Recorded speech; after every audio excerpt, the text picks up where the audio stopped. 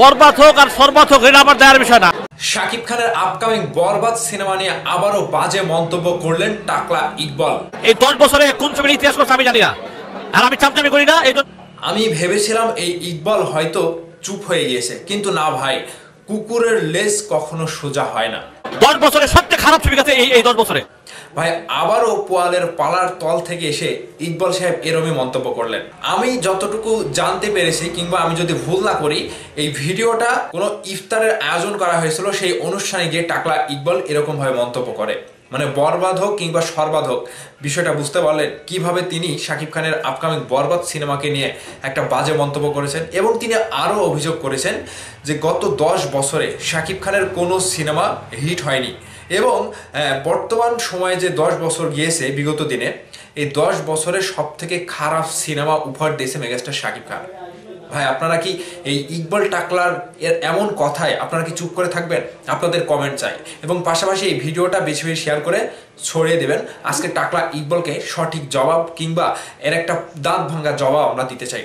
অনেক দিন থেকে টাকলা ইকবালকে মিস করেছিলাম। এবার আমাদের বরবাদ সিনেমা আসছে মেগাস্টার শাকিব খানের, আগামী রোজার ঈদে মুক্তি পাবে। ঠিক এই সময়টাতে যদি টাকলা ইকবালের কোনো একটা ছবি থাকতো, তাহলে তাকে দেখে দিতাম যে বরবাদ কোন ধাঁচের সিনেমা হতে চলেছে। তার ভাগ্যটা ভালো, তিনি অনন্ত জলিলকে দিয়ে তিনি সিনেমা তৈরি করে এবং শাকিব খানের সিনেমার সাথে সে টেক্কা দেয়। ঠিক এবারে শাকিব খানের সাথে তার কোনো সিনেমা নাই, তিনি তারপরেও চুপ থাকেনি, গা ভাসিয়ে নিজে নিজে কিন্তু বরবাদ নিয়ে এরকম ভাবে মন্তব্য করেছে। আর ওই যে ইউটিউবার কিছু থাকে না, ইফতার মাহফিলের আয়োজনে গিয়েও শাকিব খানকে নিয়ে তাকে কথা বলতে হবে, এবং টাকলা ইকবাল শাকিব খানের সিনেমা নিয়ে বাজে মন্তব্য করবে, সমালোচনা করবে, এটা স্বাভাবিক, তিনি করে যায়, তিনি রীতিমতো ভাইরাল হতে চায়। কিন্তু এর প্রতিবাদ হিসেবে এই যে আমরা যখন কথা বলি, তখন টাকলা ইকবালের কাছে আমরা চামচা হয়ে যাই। তিনি এরকমভাবে বলছে যে কয়েকটা চামচা আছে, তাকে নিয়ে ভালো কথা বলে, পজিটিভ কথা বলে, তার সিনেমা হিট না হলেও তাকে হিট বানিয়ে দেয়। ভাই আমরা কি শাকিব ভাইকে নিয়ে কোনো স্বার্থের লোভে কথা বলি?